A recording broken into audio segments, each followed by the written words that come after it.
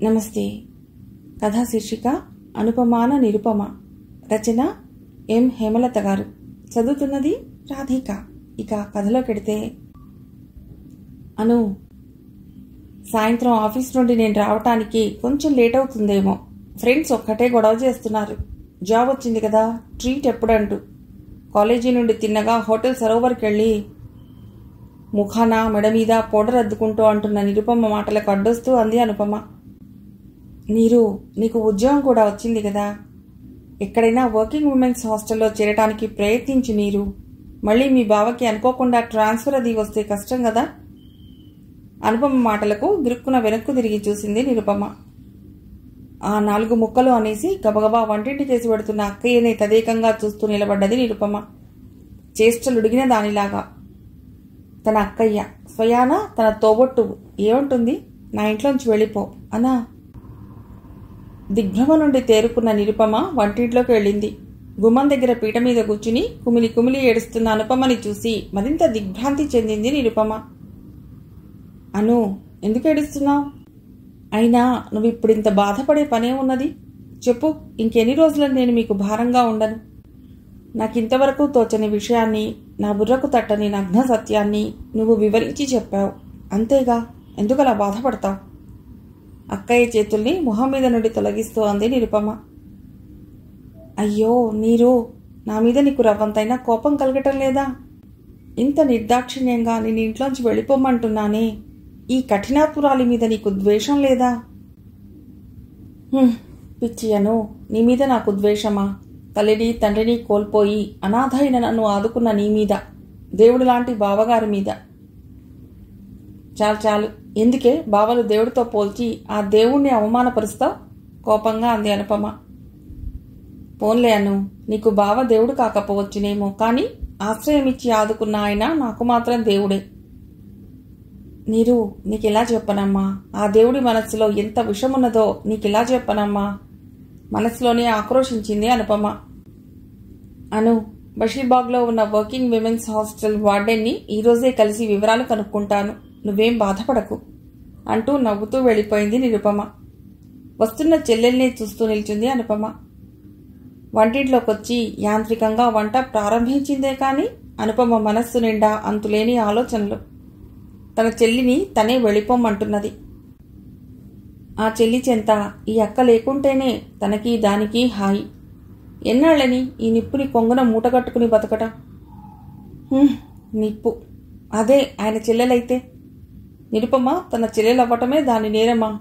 తన తోబుట్టువు, తనతో కలిసి బతికే హక్కు కోల్పోవటానికి కారణం ఏమిటి? తన తల్లిదండ్రుల తొందరబాట? కాదు, వారు మాత్రం తొందరపడి ఏం చేశారు?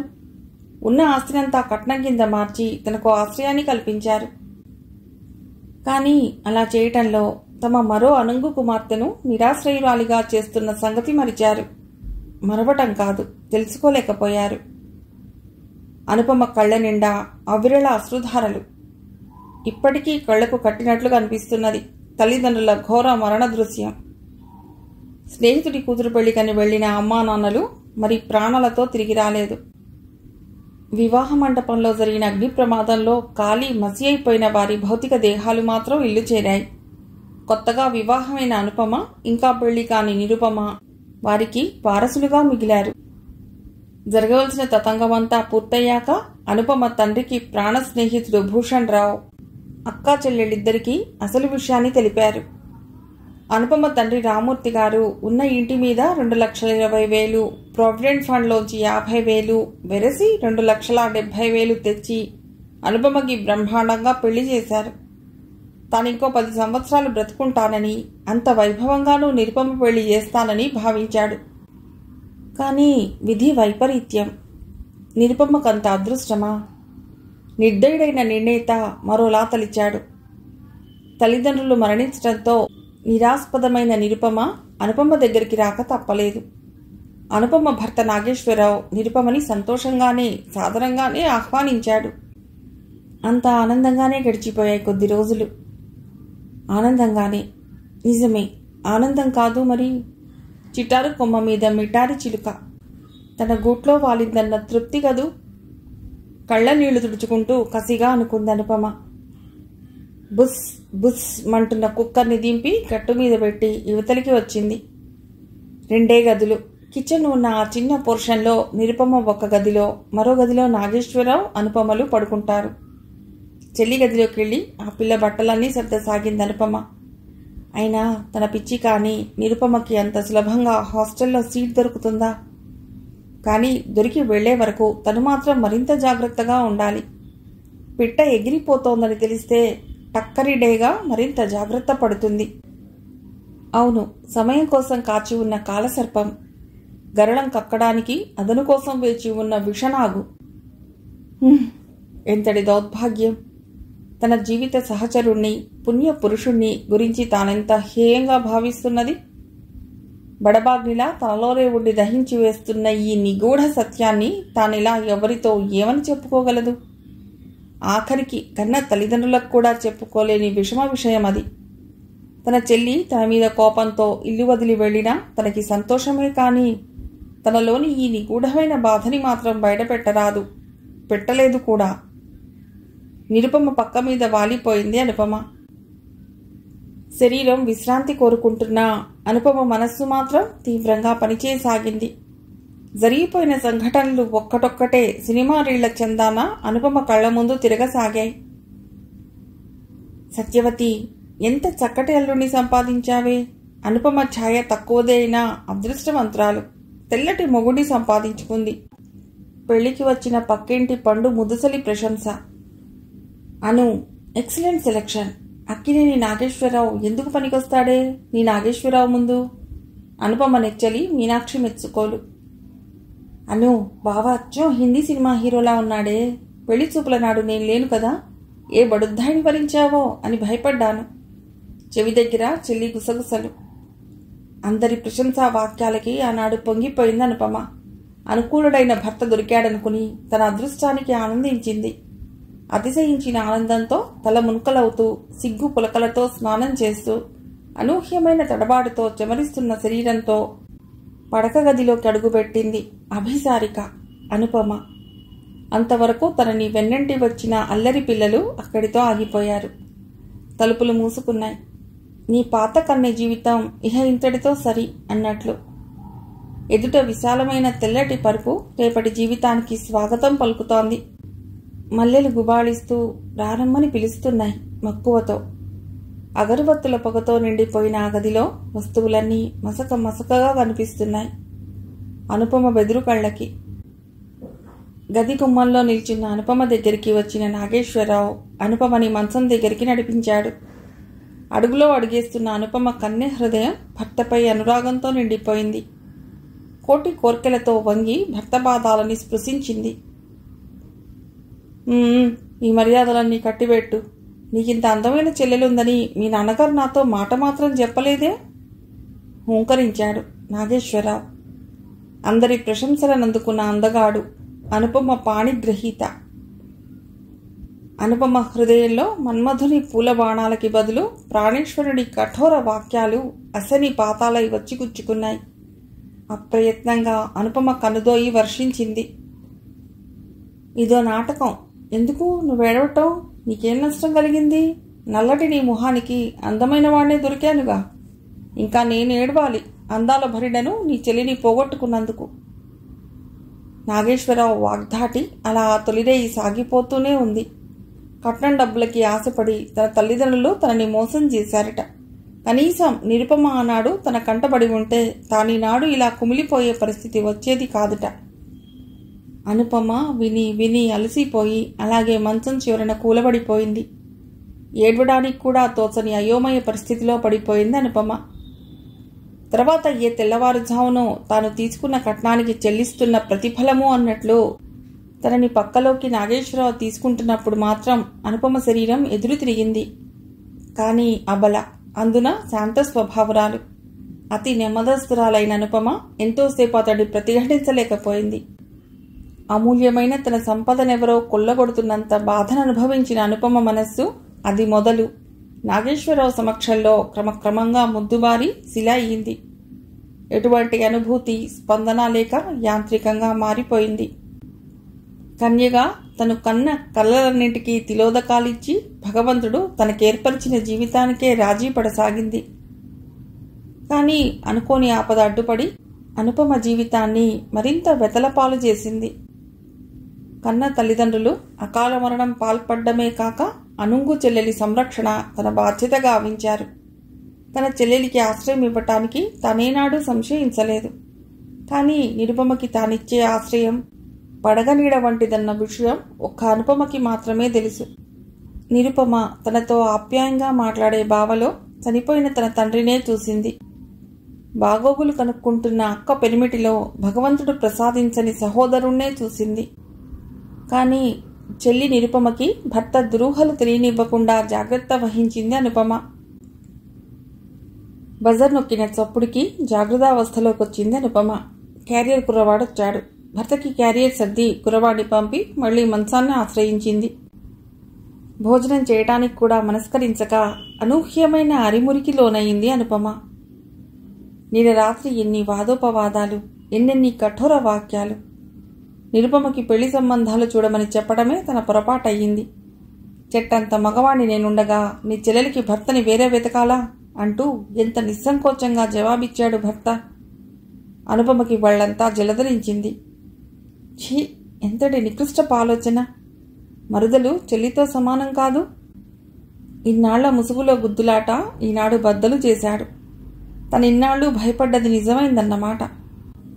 భర్త కడుపులోని ఉద్దేశం గ్రహించిన అనుపమ ఇహ ఊరుకోలేకపోయింది. ఏమైనా సరే నిరుపమని తన భర్త నుండి దూరం చేయాలి. చెల్లాయికో మంచి వరుణ్ణి చూడమని భూషణరావు బాబాయితో చెప్పాలి. భోంచేయకపోవటం వల్ల కలిగిన నిస్త్రాణ కొంత, ఒట్టి మనిషి కాకపోవటం వల్ల ఆవరించిన నీరసం మరింత ఒకదానినొకటి తోడై అనుపమని నిద్రాదేవి బడిలోకి చేర్చాయి. ఎంత ప్రయత్నించినా నిద్ర పట్టలేదు నిరుపమకి. అక్క తన నాడు హెచ్చరించిన దగ్గర నుండి వర్కింగ్ విమెన్స్ హాస్టల్లో చేరటానికి ట్రై చేస్తోంది. కనీసం ఇంకొక నెల రోజులైనా ఆగాలి అంది వార్డెన్. ఎటూ తోచక కొట్టుకుంటున్న తనకి స్నేహితురాలు భారతి వాళ్ళింట్లో ఓ చిన్న గది ఉందంటూ అందులో తనని ఉండమంటూ ఇచ్చిన సలహా బాగా నచ్చింది. పొద్దుట ఆఫీస్ పెడుతున్న బావగారితో ఈ మాటే అన్నది తాను. కానీ బావ ఎందుకలా తెల్లబోయాడు? పాపం ఆయనకిష్టం లేదు కాబోలు. కానీ తప్పదు. ఇలా ఎన్నాళ్ళు? అక్కయ్య పురిటికి బావ వాళ్ల బంధువులు ఎవరైనా రావచ్చు. ఇల్లు చిన్నది, వాళ్ళని తను ఇబ్బంది పెట్టరాదు. ఇలా ఆలోచిస్తూనే మగతగా కళ్ళు మూసింది నిరుపమ. ఏవో కేకలు, మూల్గులు. ఆ అర్ధరాత్రి పక్క గదిలో నుంచి వస్తున్న గడబిడకి కారణం అర్థమవ్వలేదు నిరుపమకి. వద్దండి, మీకు పుణ్యం ఉంటుంది. ఇంటి గుట్టు రచ్చకి ఇడ్చకండి. ఈ అర్ధరాత్రి ఎందుకండి అల్లరి అని వినిపిస్తున్నది అక్క అనుపమ గొంతు. నిరుపమకి పూర్తిగా మెళకువ వచ్చింది. తటాలన తన గది తలుపులు తెరుచుకుని బయటకొచ్చింది నిరుపమ. నాగేశ్వరరావు చేతిలో అనుపమ జుట్టు జడపట్టుకుని లాక్కొచ్చి నిరుపమ గది ముందు కూలేశాడు. అప్పటి నాగేశ్వరరావు మొహం చూసి నిరుపమ అద్దిరిపోయింది. ఎంత క్రూరంగా కనిపిస్తున్నాడు బావా! అక్కయ్య మీద ఎందుకంత కోపం? నేల మీద పడ్డ కుదుపుకి అనుపమ కింద పడిపోయింది. పరుగున వెళ్లి అక్కని లేవదీసింది నిరుపమ. ఏంటండి బావగారు, ఏమైంది మీకు? అక్కని ఎందుకలా చావగొడుతున్నారు? నిరుపమ నాగేశ్వరరావుని నిలదీసింది. ఏమీ తెలియని నంగనాచివి గదూ, నీకు చెప్పలేదేం మీ అక్కయ్య? నా ఇంట్లో నా ఉప్పు తిని బతికేవాళ్లు నేను చెప్పినట్లు వినాలి. అతి తెలివి ప్రదర్శించి నన్ను మోసం చేయాలనుకుంటే అధోగతి పాలవుతారు రొప్పుతున్నాడు నాగేశ్వరరావు.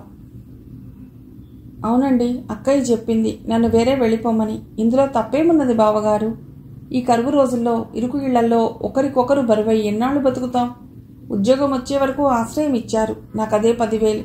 నన్ను అక్కయ్య పొమ్మని చెప్పినందుకే మీరంత ఆవేశపడతారెందుకండి? అయ్యో పిచ్చి నీరు, నువ్వెంత అమాయకురాలివే! నిజం తెలియక ఎంతటి అపోహలో ఉన్నావే! పెద్ద పెట్టన రోధించింది అనుపమ. పళ్ళు కొరుకుతూ కోపంగా ఊగిపోతున్న బావని, కదిలి కదిలి ఏడుస్తున్న అక్కయ్యని చూస్తూ నిల్చుంది నిరుపమ. అక్క అసలు ఏం చెప్తుందో అర్థం కాలేదు నిరుపమకి. తెల్లబోయి చూస్తున్న నిరుపమ చెంతకొచ్చాడు నాగేశ్వరరావు. భేష్, చాలా బాగుంది. అక్కా చెల్లెళ్ళిద్దరూ మంచి రసవత్ర నాటకాన్నే ప్రదర్శిస్తున్నారు. నీకేం తెలీదేం పాపం? అయితే విను, నేను చెప్తాను. మీ అమ్మ నాన్న చనిపోయినాడు నిన్నిక్కడికి తీసుకొచ్చింది నీ మీద జాలితో కాదు, నీ మీద వ్యామోహంతో. ఒక్క సంవత్సరం నీ చదువు నిరాటంకంగా సాగిపోవటానికి నీకు సహాయం చేసింది నీ మీద వాత్సల్యంతో కాదు, నీ మీది కోర్కెతో. ఎందుకంత ఆశ్చర్యపోతున్నావు? చదువు ముగిసి ఉద్యోగం సంపాదించుకునే వరకు ఆగాను. కానీ ఇక ఒక్క క్షణం కూడా ఓపిక పట్టను. నువ్వు నన్ను భర్తగా అంగీకరించాలి. ఈ మాటే నీతో చెప్పమని 4 రోజులుగా మీ అక్కయ్యతో చెప్తున్నాను. నా వెనకే గోతులు తీసి నిన్ను నెమ్మదిగా ఇక్కడి నుంచి తప్పించాలని చూస్తున్నది ఈ గుంటము. ఆగు బావా, ఆగు. అక్కని అంత మాట అనటానికి ముందు అక్కకి నువ్వేమవుతావో ఆలోచించావా? థ్యాంక్స్ బావా, ఇన్నాళ్ళకైనా నీ నిజస్వరూపాన్ని నాకు చూపించావు. జారిపోయిన ముసుగును ఇక సవరించుకోకు, అలాగే ఉండని. ఇక మనమిద్దరం తేల్చుకోవాల్సిన విషయం ఇది. అక్కతో ప్రమేయం లేదు. ఏమిటన్నా? నిన్ను నేను భర్తగా స్వీకరించాలి. అంటే నేను పెళ్లికి సమ్మతిస్తే మమ్మల్ని ఇద్దరినీ శ్రీకృష్ణుడిలా ఏలుకుంటావన్నమాట. అంతే కదూ? సబబైన మాటే. చెల్లెలి మాటలకు నిరుత్తరైన అనుపమ నీరు అంది వారింపుగా. నువ్వూరుకోను. పోని నేను ఒప్పుకోలేదని అనుకోండి, అప్పుడు తమరేం చేస్తారు నాగేశ్వరరావు గారు? ఏం చేస్తానా? ఏం చెయ్యలేని చవటదద్దమని అనుకున్నావా?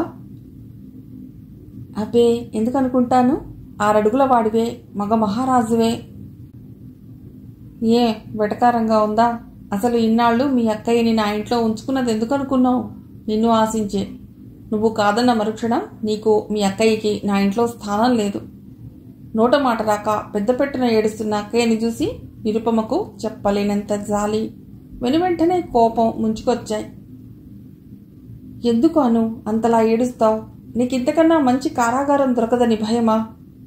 బావా, కాదు కాదు మిస్టర్ నాగేశ్వరరావు, నువ్వెంత నిస్సంకోచంగా మాట్లాడుతున్నావో నేనంత నిర్మోహమాటంగా జవాబు ఇవ్వగలను.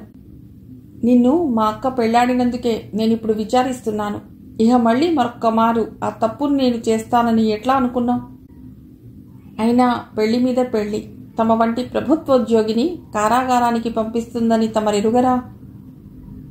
అవన్నీ నాకు అనవసరం. నువ్వింత మొండి ధైర్యంతో నిలబడ్డావు గనక అలాగే నిలబడు. నిన్ను మీ అక్కయ్యని కూడా సంరక్షించుకో. రుద్రకాళీయే అయ్యింది నిరుపమ ఈ మారు. ఏ బెదిరిస్తున్నావా? నీలాంటి పయోముఖ విషకుంభం దగ్గరుండి పాలు తాగే కన్నా నీతిమంతుల నీడన నీళ్లు తాగటం మేలు. పదాను, ఇంకొక క్షణం మనం ఈ నరకంలో ఉండొద్దు. నువ్వు నాకొద్దు అన్న భర్త దగ్గరుండి సంసారం చేయడం కన్నా ఎందులో నన్ను పడి చావటం మేలు. పదాను, నా మీదొట్టు. నీరు ఆవేశపడకమ్మా. ఈ దెబ్బలాటలు కొట్లాటలు నీకు కొత్తేమో గాని నాకు మాత్రం కాదమ్మా. ఎన్నెన్నో అవమానాల్ని జీర్ణించుకుని బతుకుతున్న ఆడదాన్నమ్మా. స్త్రీకి భర్తతోడిదే లోకం. స్త్రీకి గౌరవం ఎప్పుడూ భర్త స్థానం వల్ల లభిస్తుందనే విషయం సామాజిక వాస్తవికత. చాలు చాలించు నీ సుమతీ శతక వాక్యాలు. మనం బతుకుతున్నది ముగియనున్న ఈ 20వ శతాబ్దంలో. అయినా నీ పతిదేవుడు స్పష్టంగా చెప్తున్నాడుగా నిన్ను వెళ్ళిపోమ్మని. ఇంకా సందేహిస్తావెందుకు? పతి మాటను శిరసా వహించటం సతీమతలి లక్షణమను. విసవిసా లోనికి నడిచిన నాగేశ్వరరావు అనుపమ పెట్టే నిరుపమ సూట్ కేసు తెచ్చి వాకిట్లో గిరాటేశాడు. నడవండి బయటికి. ఏమాత్రం ఆలస్యం చేసినా నాలో ఓ హంతకుణ్ణి చూస్తారు. గెట్అవుట్. వాకిలికేసి దారి చూపిస్తూ దాదాపు గర్జించాడు నాగేశ్వరరావు. అలాగే పెడతాం, కానీ అక్కయ్య నగలు కూడా ఇవ్వండి. ఉత్త ఈ బట్టల పెట్టెతో మా నాన్న అక్కని మీ దగ్గరికి పంపలేదు. అలాగేం పాపం, ఎంత ధైర్యం నీకు? 7 వారాల నగలేం పెట్టలేదు మీ నాన్న ఈ అతిలోక సుందరికి. ఇచ్చిన కట్నం డబ్బులు కూడా ఇవ్వాలనేట్టున్నావే. ఇన్నాళ్ళు ఈ నల్లమొద్దుతో సంసారం చేసినందుకు అది సరిపోయింది. ఛీ నీచుడా, ఎంత నికృష్టంగా మాట్లాడుతున్నావు. ఈ రోజు నుండి నీకు మాకు ఎలాంటి సంబంధం లేదు. రాను, వెళ్ళిపోదాం. పెట్టెలు చేతపట్టుకుని అక్కా చెల్లెళ్ళు గడప దాటంతో ధవాలన తలుపులు మూసుకున్నాడు నాగేశ్వరరావు. అమ్మా నిరుపమ, నువ్వు తొందరపడ్డావేమోనమ్మా. ఎంతైనా అతడు మగవాడు, ఎన్నైనా అనగలడు, సమర్థించుకోగలడు. కానీ అనుపమ ఆడది, అతని కాదని బతకగలదనే అనుకుంటున్నావా? నువ్వు చేసిన పని సమంజసమైనది కాదమ్మా. భూషణరావు అంటున్న మాటల్ని అందిపుచ్చుకుంటూ ఆయన ధర్మపత్ని భ్రమరాంబ. అయినా నీరు భార్యాభర్తలు కలిసి ఎన్నో అనుకుంటారు, మళ్ళీ కలుసుకుంటారు. నువ్వు అనవసరంగా జోక్యం కల్పించుకున్నావెందుకు అంది. అయ్యో పిన్ని, మీకెలా చెప్పను? అది వాళ్ళిద్దరి విషయం కాదండి, నన్ను గురించే గొడవంతా. అయినా అక్కయ్య కష్టపడి నిలుపుకోవలసినంత బంగారు సంసారమేం కాదులే అది. తన మీద ప్రేమలేని భర్తతో, తనకి అవసరం లేదని స్పష్టం చేసిన మగనితో ఏ ఆడది చేయగలదు కాపురం చెప్పండి? లోపల గదిలో కూర్చున్న అనుపమ వెక్కిళ్ళు స్పష్టంగా వినిపిస్తున్నాయి ముందు గదిలోకి. సర్లే భ్రమరా, తల్లి తండ్రి లేని అనాథ పిల్లలు, ఆపదలో ఉన్నవారు, మనం కాక ఎవరున్నారు వాళ్ళని ఆదుకోవటానికి? నువ్వు లోపలికి పోయి వాళ్ళకి కాఫీ సంగతి చూడు, బయటకి నడుస్తూ అన్నాడు భూషణ్ రావు భార్యను ఉద్దేశించి.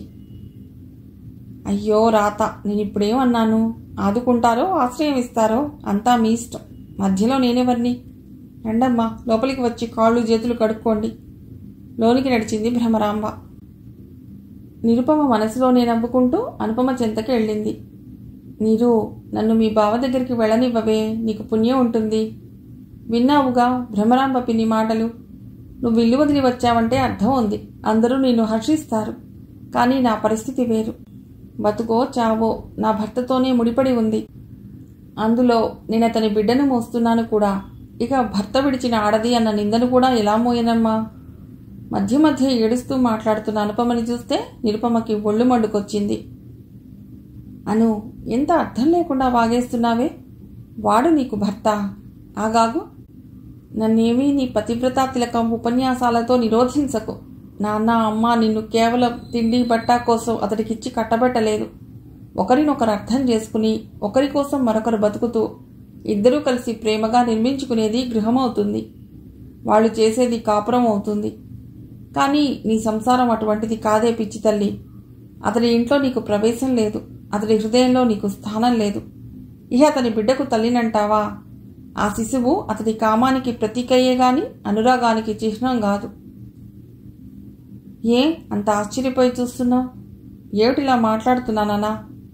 ఈ 3-4 గంటల్లో నేను చాలా ఎదిగిపోయాను. ఇహ నువ్వే నాకు చెల్లివి, నేనే నీకు అక్కయ్యని. నేను చెప్పినట్లు నువ్వు వినవలసిందే గాని నువ్వు చెప్పినట్లు నేను వినటం కాదు. ఎప్పుడైతే నువ్వు అతని ఇంటిని వదిలిపెట్టి వచ్చావో అప్పుడే నువ్వు అతని ఇల్లాలివి కాదు. అను, నువ్వు ఇలా ఏడిస్తే ఇక నేనేం చెప్పను. నువ్వు నన్ను కాదని ఆ కల్లడి దగ్గరికి వెళ్ళి బతకలేవు. నువ్వు లేని నాడు నీ చెల్లెలు ప్రపంచంలో ఉండదు. నీరు అంటున్న అనుపమ చెల్లెల్ని కౌగిలించుకుని పెద్ద పెట్టున రోధించసాగింది. బాగుందమ్మా, ఇది చాలా బాగుంది. చేసింది చాలక ఎందుకు ఈ రోదనలు ఇప్పుడు? అయినా చెల్లమ్మ ఉపన్యాసాలు ఇస్తున్నదిగా, ఇక నీకేం భయం? ఎప్పుడొచ్చి గుమ్మంలో నిలబడ్డదో భ్రమరాంబ ఈసడింపుగా అంది అక్కా చెల్లెళ్లను ఉద్దేశించి. సమాధానం ఇవ్వడానికి సిద్ధపడుతున్న నిరుపమని వారిస్తూ అనుపమ లేచి నిలబడ్డది కళ్ళ నీళ్లు తుడుచుకుని. కాఫీ రెడీ చేశాను, వచ్చి తాగండి. అయినా నిండింట్లో ఈ ఏడుపులేమిటి అశుభంగా? లోపలికి వెళ్ళింది భ్రమరాంబ. అను, నువ్వేం గాబరా పడకు భ్రమరాంబ పిన్ని మాటలకి. ఒక్క ఈ పిన్ని అన్న మాట ఏమిటి? ఇంకా ఎందరో సాధ్వీమ తల్లుల నిష్ఠూర వాగ్బాణాలకి మనం తయారయ్యే ఉండాలి, తప్పదు. ఎటొచ్చి మనం ఈ ఇంట్లో నుంచి ఎంత తొందరగా బయటపడితే అంత మంచిది. నిరుపమ మాటల్లోని సత్యాన్ని గురించి ఆలోచిస్తూ చెల్లెల్ని అనుసరించింది అనుపమ. అక్కయ్యకి ఎంత తొందరగా ఈ శుభవార్తని అందిస్తామా అంటూ పరుగున ఇంటికి చేరిన నిరుపమ స్థాణువై గుమ్మంలో అలాగే నిలబడిపోయింది. అపరాధిలా నిలబడ్డ అనుపమ చెంపలపై వర్షిస్తున్న అశ్రుధారలు. అక్కడి కుర్చీలలో ఆసీనులైన పెద్దలు వారే, నాగేశ్వరరావుకి జన్మనిచ్చిన మాతాపితలు. ముద్దాయిపై అంతిమ తీర్పు అందివ్వబోయే న్యాయవేత్తల వలె ఉన్నారు. జ్యూరీ మెంబర్లా అత్యంత ఆసక్తికరంగా వింటూ నిలబడ్డది భ్రమరాంబ. ఎటూ పాలుపోని అమాయకపు ప్లీడర్లా దిక్కులు చూస్తూ కూర్చున్నారు భూషణ్ రావు గారు. ఇంకా ఎందుకే ఆలస్యం? వాడు నిన్ను ఏలుకోనని భీష్మించు కూర్చున్నాడు. మేమెలాగో నచ్చచెప్పొచ్చాం. నువ్వెంత తొందరగా బయలుదేరితే అంత మంచిది. జడ్జిమెంట్ చదవడం అయింది. నిరుపమ రంగంలోకి ప్రవేశించింది. దెబ్బతిన్న పక్షిలా చెల్లెలకేసి నిస్సహాయంగా చూసింది అనుపమ. ఓహో, అత్తయ్య మావయ్య ఇద్దరూ ఒక్కసారి వచ్చారా? ఇంట్లో అందరూ కులాసా? పరామర్శించింది వచ్చిన అతిథులని, యమదూతలని మనసులో తిట్టుకుంటూ. నీతో ఏమిటి మాటలు అన్నట్లు నిరుపమ కేసు చూశారు అనుపమ అత్తామామలు. ఏ అనుపమ, టాక్సీ తీసురమ్మంటావా? నాగేశ్వరరావు తండ్రి ఆజ్ఞాపూరిత ప్రశ్న. మావయ్య గారు, ఎక్కడికండి? మా అక్కయ్య అనుపమ ప్రయాణం. ఇంపాదిగా కుర్చీ లాక్కుని కూర్చుంటూ అడిగింది నిరుపమ. ఎక్కడికా? తన భర్త ఇంటికి. నిరసనగా దాదాపు అర్చినట్లుంది ఆయన సమాధానం. తన ఇల్లా అంటే భర్తృగృహానికా? భర్త గృహంలో స్థానమున్న ఇల్లాలైతే ఇలా పరాయి పంచలను పట్టుకుని ఎందుకు వేలాడుతుందండి మావగారు? నిరుపమ చురక. చూడమ్మా నిరుపమ తల్లి, నీకు నీ పెద్దలకు ఓ నమస్కారం. నీతోటి చర్చ నాకు అనవసరం. నువ్వు నా కోడలివి కాదు. నీకు సమాధానం ఇవ్వవలసిన అవసరం నాకు లేదు. నాగేశ్వరరావు తండ్రి వెంకయ్య గారి ఉవాచ. అలాగేనండి వెంకయ్య గారు. అయితే సరే, మీ కోడలి చెల్లెలిగా కాక నిరుపమగా సమాధానం ఇస్తున్నాను వినండి. అనుపమను మీ సుపుత్రుడు ఎప్పుడైతే ఇంట్లోంచి వెళ్ళగొట్టాడో అప్పుడే అనుపమ మీ కోడలి స్థానం నుండి తొలగింపబడింది. కాబట్టి అనుపమ కూడా మీకు సమాధానం ఇవ్వవలసిన అవసరం లేదు. ఇహ మీ ఇంటికి కానీ మీ వంశోద్ధారకుడి ఇంటికి కానీ వచ్చే ప్రసక్తి అస్సలే లేదు. ఇంకా ఏమైనా సంశయాలు ఉంటే కోర్టులో కలుసుకున్నప్పుడు చర్చించుకుందాం. ఇక ఈ ప్రసంగం ఇంతటితో సరి అన్నట్టు లోపలికి పోబోతున్న నిరుపమని అత్యంత ఆశ్చర్యంగా చూశారు వృద్ధ దంపతులు. నిరుపమ, కాస్త నిదానంగా ఆలోచించమ్మా, భూషణరావు ప్రాధేయపూర్వకంగా అన్నాడు. బాబాయ్ గారు, వెంకయ్య గారి సుపుత్రుని నిజస్వరూపం తెలిస్తే మీరిలా అనరు. అయినా ఇన్ని మాటలు ఎందుకు? అతడికి నిజంగా కాపురం నిలబెట్టుకుందామని, కట్టుకున్న భార్యని కలకాలం ఏలుకుందామని సదుద్దేశం ఉంటే తానే స్వయంగా వచ్చి రమ్మని పిలిచేవాడుగా. ఎంతైనా మగవాడు కదమ్మా. ఆహా, అతడు మగవాడైతే పొమ్మని చీదరించుకున్నప్పుడు పోయి రమ్మని కబురు చేస్తే పరిగెత్తి కాళ్ళు పట్టుకునేదే ఆడదా? అనుగ్రహం వచ్చి రమ్మని ఈ మగవాడే ఆగ్రహం వచ్చినప్పుడు తరిమి కొడితే ఈ ఆడది ఎవరి పంచన చేరుతుంది బాబాయ్ గారు?